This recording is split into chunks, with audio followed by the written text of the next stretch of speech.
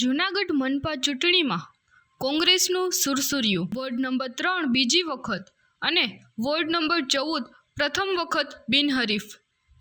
કુલ 8 seat લડ્યા પહેલાં જ જીતાઈ ગઈ. જૂનાગઢ મનપાની ચૂંટણીમાં 2019માં વોર્ડ નંબર 3ની તમામ બેઠકો બિનહરીફ થયા બાદ આ વખતે પણ વોર્ડની બેઠકો ઉપરાંત બીજી 4 બેઠકો પર ભાજપાના ઉમેદવારો બિનહરીફ થઈ ગયા છે. આ બેઠકો પરના કોંગ્રેસના ઉમેદવારો વિચિત્ર કારણોસર ફોર્મ પાછા ખેંચી લીધા છે. દરમિયાન ભાજપ વધુ ઉમેદવારોને ન તોડે એટલા માટે કોંગ્રેસે બધા ઉમેદવારોને શહેરની બહાર મોકલી દીધા હોવાનું આધારભૂત સૂત્રોએ જણાવ્યું છે.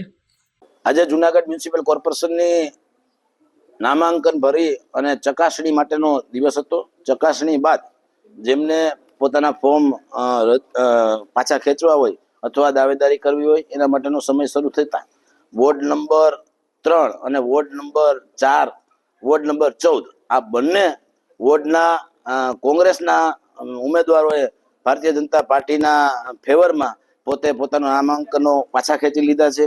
એટલે ભારતીય જનતા પાર્ટીને અત્યારે 8 સીટ અમે બિનહરીફ થયા છે, જેમાં વોર્ડ નંબર 3ની પેનલ અને વોર્ડ નંબર 14ની પેનલ બંને કોંગ્રેસના 4 સભ્યો જે હતા એ લોકોએ પોતાના ફોર્મ પાછા ખેંચી લીધા છે.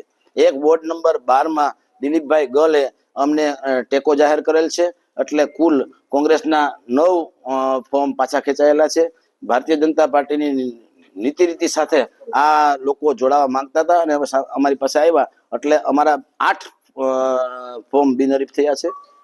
તે ખુલાસો આપી દીધો છે રાજેશભાઈ ચુડાસમાએ કે અમારાથી કામ થયા નથી અને લોકો નારાજ છે, આવનારા દિવસોમાં કરશું. એનો મતલબ શું? 30 વર્ષથી આ જૂનાગઢની જનતા ત્રાહિમામ પોકારી ગઈ છે ભાજપના શાસનથી.